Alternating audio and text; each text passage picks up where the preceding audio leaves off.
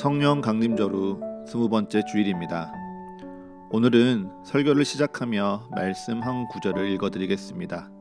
갈라디아서 2장 16절입니다. 사람이 의롭게 되는 것은 율법의 행위로 말미암음이 아니요 오직 예수 그리스도를 믿음으로 말미암는 줄 알므로 우리도 그리스도 예수를 믿나니 이는 우리가 율법의 행위로서가 아니고 그리스도를 믿음으로써 의롭다 함을 얻으려 함이라.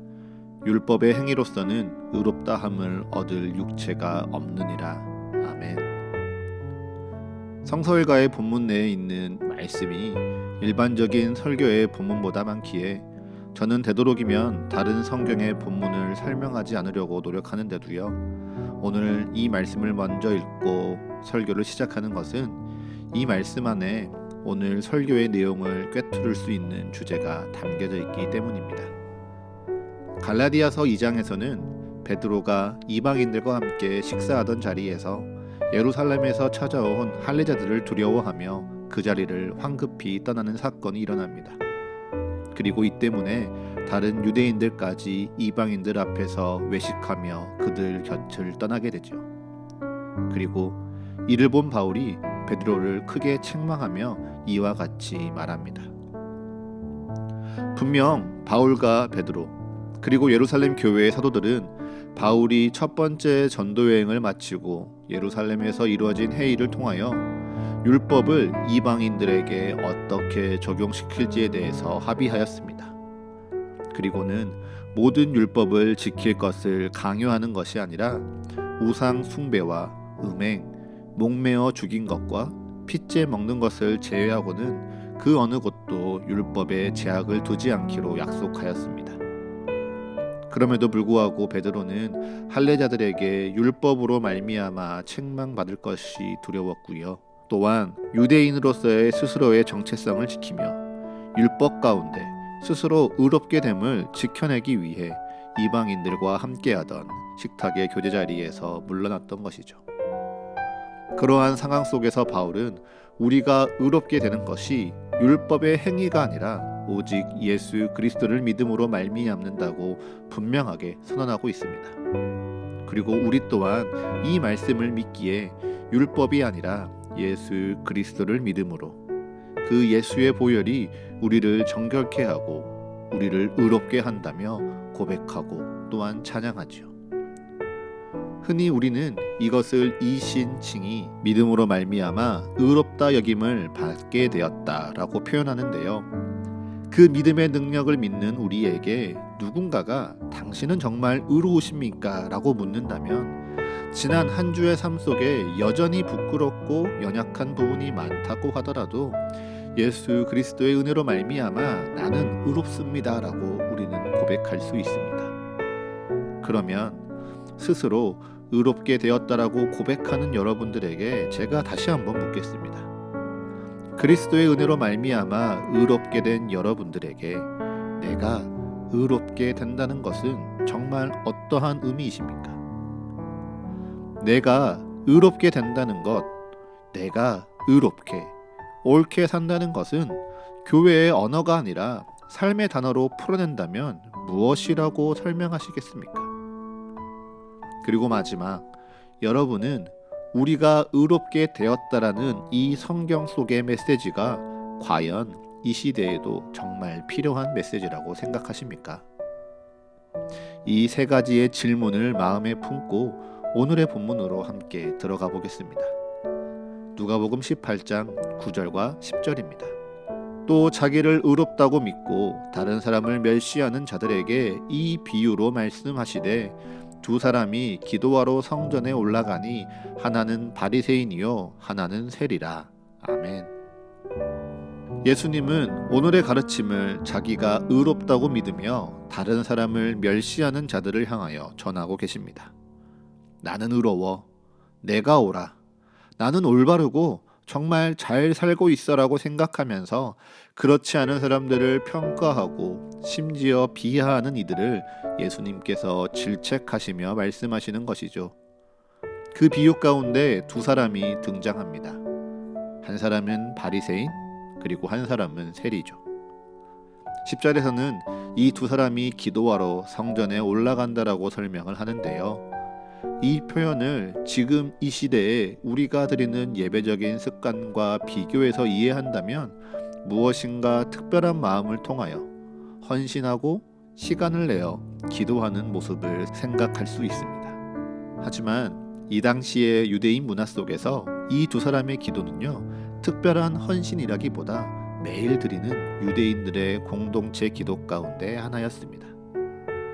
이 당시 유대인들은 하루 3번 기도를 하였다라고 합니다. 해가 뜰 때, 그리고 오후 3시, 그리고 해가 질 때, 이렇게 3번 기도를 하였는데요. 특별히 성전에서 제사를 드리는 오후 3시에는 성전에 오르며 개인적인 기도를 드리는 것이 경건의 한 모습이었다라고 합니다. 이를 통해 우리가 반드시 짚고 넘어갈 것은요, 바리새인이나 세리가 자신들이 세워준 기준 가운데 특별히 헌신하거나 순종하여 기도하는 것이 아니라 매일 지켜나가는 경건의 자세 가운데에서 기도를 드리기 위하여 성전에 올라갔다는 사실이죠. 그렇기에 바리새인과 세리가 성전에 올라 기도하러 가는 길에는 그들 외에도 오늘 성경에 기록되지 않은 수많은 유대인들이 함께 오르고 있었습니다. 그리고 그 수많은 유대인들이 성전에 모여 제사 시간에 맞추어 개인적인 기도를 드리고 있었죠. 우리 한번 상상해 봅시다. 성전을 사람들이 가득 메웠습니다. 제단 앞에서는요, 하늘을 향하여 하나님께 제사를 드리고 있고요. 그 제사를 바라보며 피어나는 연기 가운데 수많은 사람들이 개인적인 기도를 주님께 드리고 있습니다. 그런데 그 수많은 사람 중에 유독 한 사람이 눈에 띕니다. 수많은 군중 가운데 서서 따로 기도하는 한 사람, 바로 바리새인이죠. 그는 이렇게 기도합니다. 하나님이여, 나는 다른 사람들, 곧 토색, 불의, 간음을 하는 자들과 같지 아니하고 이 세리와도 같지 아니함을 감사하나이다. 나는 일해에 2번씩 금식하고 또 소득의 11조를 드리나이다. 사실 이것이 기도인지 자랑인지 잘 모르겠습니다. 그리고 이 기도의 내용을 잘 따라가면요, 내게 주님께 은혜 주시옵소서라고 구하는 것이 아니라 주님, 나 잘했으니까 보상을 주시옵소서라고 바라는 것도 같습니다. 하지만 이 자랑일지 모를 기도 가운데 바리새인이 주님 앞에 당당할 수 있는 이유가, 그리고 스스로 의롭다라고 믿는 이유가 분명하게 드러나고 있죠. 첫째로 그는요, 남의 것을 빼앗는 강도와 같지 않았습니다. 다른 사람을 속이며 거짓을 일삼는 사기꾼과도 같지 않고요, 육체의 정욕에 따라 간음하는 다른 자들과도 같지 않습니다. 이곳에 주님 앞에 예배를 드리러 나온 수많은 사람들 가운데 세상의 법률과 도덕을 기준 삼을 때 문제가 될 법한 사람들이 가득하지만 바리새인은 그들과는 다른 의로운 자라고, 도덕적인 자라고 자부하고 있습니다. 또한 이 바리새인은요, 누구의 강요도 없이 일해에 2번씩 금식하고 또 소득의 11조를 꼬박꼬박 지키고 있습니다. 그 당시 이스라엘 백성들은요, 예루살렘이 바벨론에 의해 함락된 순간을 기억하며 하나님께 자신들의 죄를 회개하기 위하여 1년에 4번 금식하는 것이 율법이었다라고 합니다. 하지만 이 바리새인은 그조차 뛰어넘으며 1회에 2번씩 스스로 금식을 지킬 정도로 개인의 경건에 힘쓰는 자였죠. 11조에 있어서도 수많은 사람들이 농사를 지으며 자신의 소출이 주님께서 주신 축복임을 알았음에도 이를 기꺼이 드리는 것을 어려워하는 이때에 이 바리새인은 자진해서 소득의 11조를 드렸습니다. 그래서 그 바리새인의 눈에 마땅히 지켜야 할 경건의 기준과 신앙적인 습관이 부족한 이들에게 자신은 돋보이는 뛰어난 의로운 자라고 자부하고 있었던 것이죠. 무엇보다 그는 바리새인입니다. 하나님의 뜻이 담긴 율법을 가장 잘 알고요. 또한 그 하나님의 율법을 가장 잘 지키는 자라고 자부할 수 있죠. 그런 바리새인에게 이방 우상을 섬기는 로마에 충성하며 또한 로마의 법을 따르며 이방인과 함께함으로 율법을 어기고 있는 이 세리는 함께 기도하는 자리에 있을지라도 함께할 수 없는 부정한 자에 불과했습니다. 그러하기에 그 바리새인은 스스로 의롭다라고 자부했지요. 그런데 여러분, 성경 속 이 바리새인만 자기가 옳다고 믿으며 살아갈까요? 율법이 아닌 복음을 믿고 따르는 우리는 어떻게 살아가고 있습니까? 심지어 이 세상에 하나님을 믿지 않는 사람들은 어떻게 살아가고 있을까요?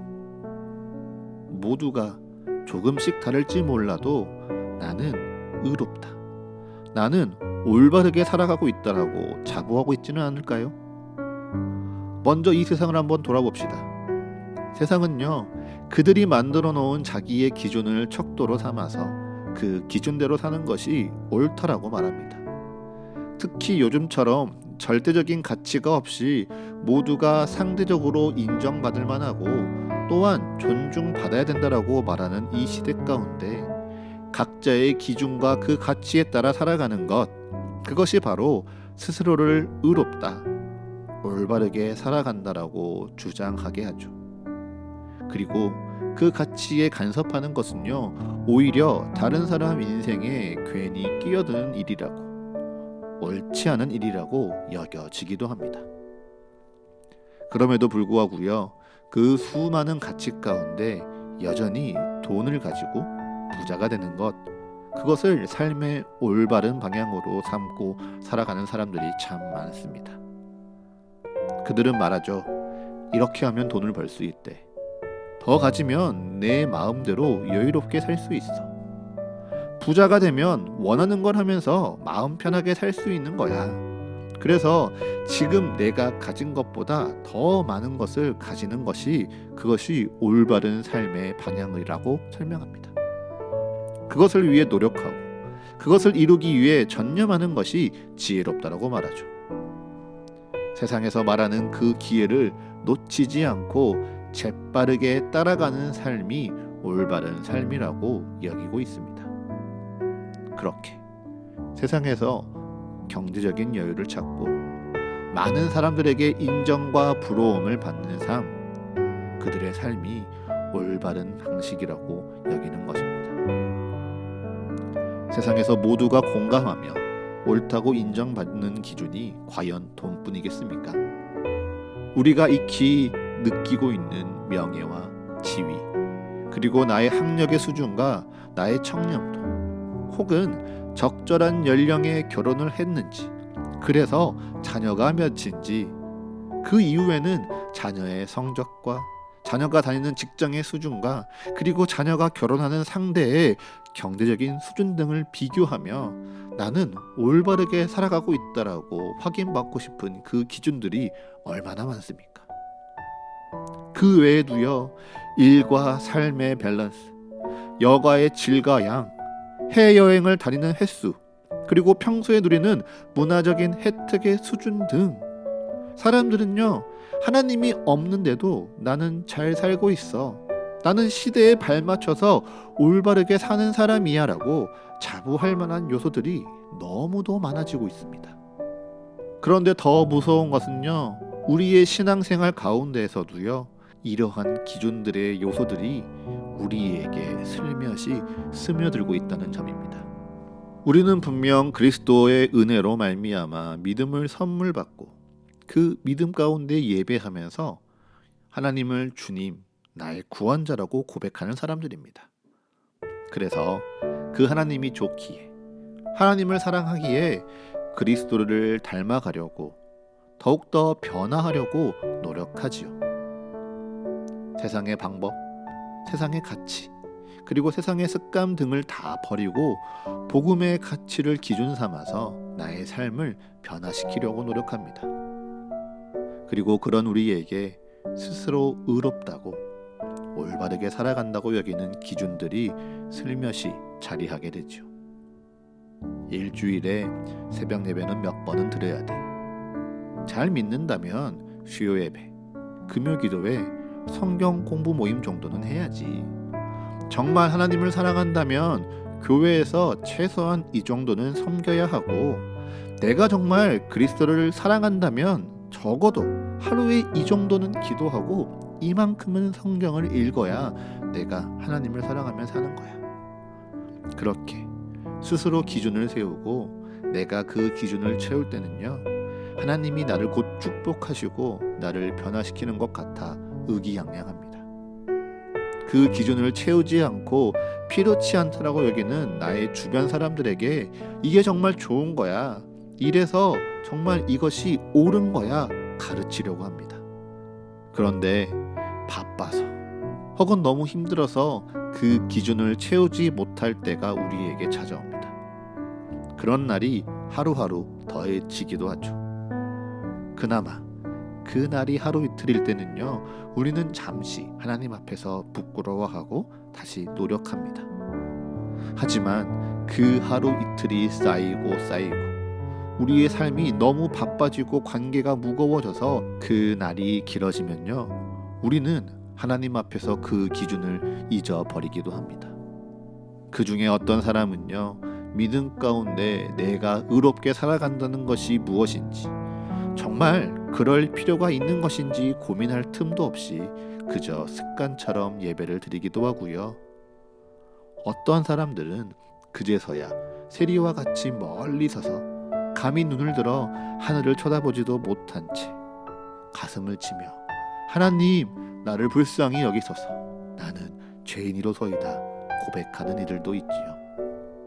여러분, 그런데 잘 생각해 보십시오.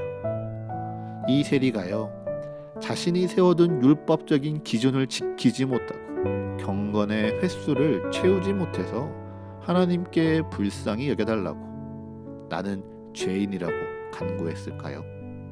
과연 이 세리가 이방 우상을 섬기는 로마에 충성하는 자신의 삶으로 말미암아 가슴을 치며 울었을까요? 만약 세리가 그러한 이유 때문에 하나님께 엎드렸다면요, 세리 또한 바리새인과 같은 마음에 불과할 것입니다. 단지 자신이 세워놓은 의롭다 여김받을 만한 기준을 바리새인은 지켰을 뿐이고요, 세리는 지키지 못했다라는 차이밖에 없는 것이죠. 그리고 그 생각대로라면 세리 또한 자신의 죄를 자복하고 세리의 직무에서 벗어나기만 한다면, 그래서 자신이 정해놓은 율법적인 기준과 경건의 수준을 채운다면 마치 바리새인이 서서 따로 기도하는 것 마냥 당당하게 하나님께 기도할 수 있었을 것입니다. 하지만 예수님께서는 세리가 그러한 마음이 아님을 아셨죠. 그저 하나님 앞에 온전히 죄인된 자신의 신세를 토로하며 그저 하나님의 긍휼을 구하고 또 구하고 있었음을 아셨습니다. 그리고 그 마음을 위로하시며 이렇게 말씀하시죠. 누가복음 18장 14절입니다. 내가 너희에게 이르노니 이에 저 바리새인이 아니고 이 사람이 의롭다 하심을 받고 그의 집으로 내려갔느니라. 무릇 자기를 높이는 자는 낮아지고 자기를 낮추는 자는 높아지리라 하시니라. 아멘. 여기서 예수님 앞에 자기를 낮춘다는 것은 무슨 뜻일까요? 예수님 앞에서 나를 낮춘다는 것은요, 내가 할 수 있는 일을 권유받았을 때 아닙니다, 저는 할 수 없습니다라고 자기의 능력을 부정하는 것이 아닙니다. 내가 이루어낸 성과와 능력이 인정받고 칭찬받을 때 아닙니다, 제가 한 게 아닙니다라며 나를 향한 칭찬을 사양하는 것이 아닙니다. 예수님 앞에서 나를 낮춘다는 것은요, 어떻게 해도 내 존재가 의롭지 못함을 인정하는 것입니다. 예수님 앞에서 나를 낮춘다는 것은 내 삶에 가장 중요한 그 무엇이 없는 자라고, 그 무엇을 갖지 못한 부족한 자라고 고백하는 것이며, 그렇기에 내가 감히 하나님 앞에 나아갈 수 없음을 인정하는 것입니다. 그럼 우리에게 정말 부족한 것이 무엇입니까? 그것은 바로 하나님께서 예수 그리스도를 통하여 우리에게 베푸신 사랑입니다. 바울은 예수 그리스도의 사랑에 관하여 빌립보서 2장 6절과 7절을 통해 예수님께서는 근본 하나님의 본체시나 하나님과 동등됨을 취할 것으로 여기지 아니하시고 오히려 자기를 비워 종의 형체를 가지사 사람들과 같이 되신 것이라고 설명합니다. 즉 예수님께서 먼저 하나님과 동등되는 것을 취하지 아니하시고요, 오히려 자기를 비우고 자신의 피조물인 사람들과 같이 되시고 낮아지시는 것. 그래서 사람들의 마음을 이해하고 사람들과 같이 사랑의 아픔을 공감하며 사람들의 뜻을 알아가는 것이 바로 사랑이라고 말하는 것이죠. 그렇기에 예수님 앞에서 낮아지는 자리는요, 단순히 칭찬을 부정하거나 인정받기를 사양하는 자리가 아니라 오히려 하늘에서 이 땅의 가장 낮은 자리로 오신 예수 그리스도를 만나는 자리가 되는 것입니다. 그 낮아지는 자리를 통하여 우리는 그리스도의 사랑을 경험하게 되고 그 사랑으로 온전히 채움받는 은혜로운 만남이 이루어지는 것이죠. 그 낮은 자리에서 예수 그리스도를 만나는 이들이 그리스도의 사랑만으로 나는 의롭게 되었다라고 고백하는 것입니다. 그리고 그 사랑에 순종하며 그 사랑에 따라 사는 것만이 우리가 이 땅 가운데 의롭게 살아가는 방법이라고 고백하게 되는 것이죠. 바울은 그 낮은 자리에서 예수님을 만났습니다.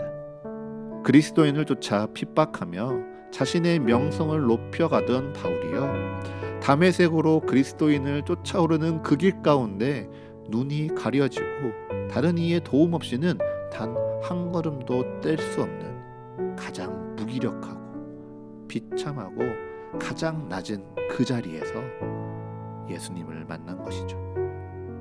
그리고 그 사랑을 경험하고 그 사랑에 이끌리어 평생을 살아갑니다. 그 사랑에 이끌리어 그 사랑을 닮아 그가 변화된 삶을 살아갔죠. 선교적인 성과, 자신이 세운 교회의 업적, 혹은 교회에 보낸 편지의 완성도나 설교의 영향력이요, 바울 자신 스스로를 의롭게 한다라고 여기지 않았습니다. 오직 나를 만나기 위해 이 땅 가운데 인간의 몸으로 오사 고난받고 죽임 당하시기까지 나를 섬겨주시고 나를 가르치고 나와 함께 살아가셨던 예수 그리스도의 그 사랑만이 나 바울을 온전하게 의롭게 여김받을 만한 존재로 변화시킨다라고 믿었습니다.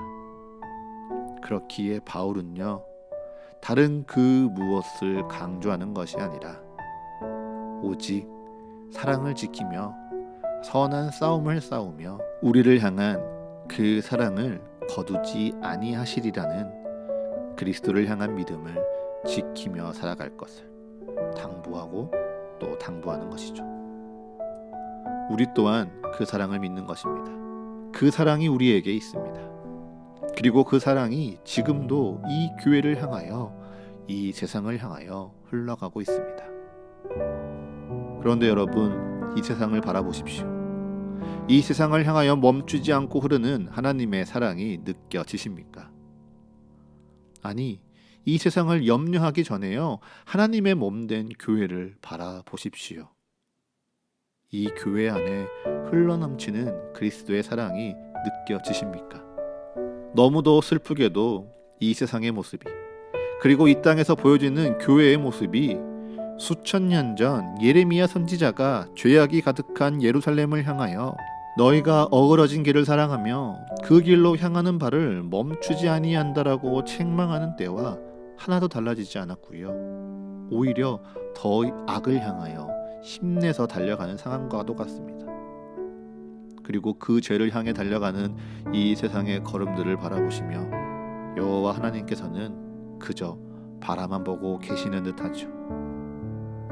분명 이 땅을 창조하신 여호와이시오, 온 만물의 주인 대신 하나님이시거늘 그저 이 땅에서 잠시 머물렀다 떠나는 자와 같이, 하룻밤 묵었던 길을 말없이 떠나는 나그네와 같이 그 어떤 간섭도 하지 않으시고 침묵하시며 무력해 보이시기까지 합니다.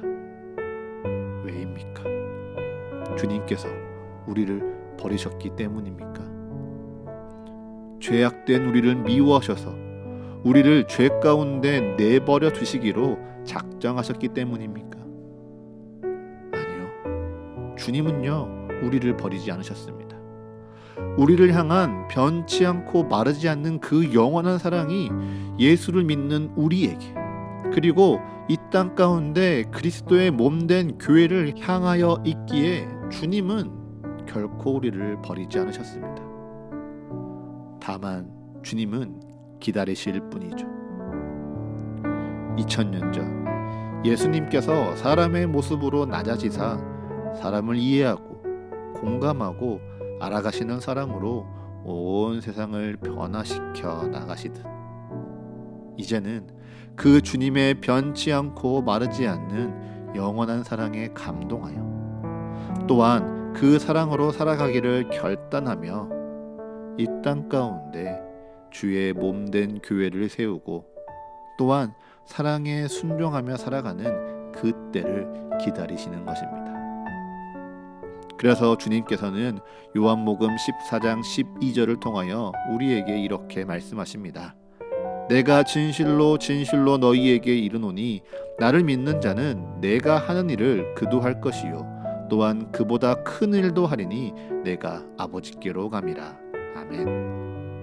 이 말씀과 같이 그리스도의 사랑을 믿는 자는요, 반드시 그리스도의 사랑 가운데 행하며 예수께서 이 땅에서 행하시는 일을 함께 할 것입니다.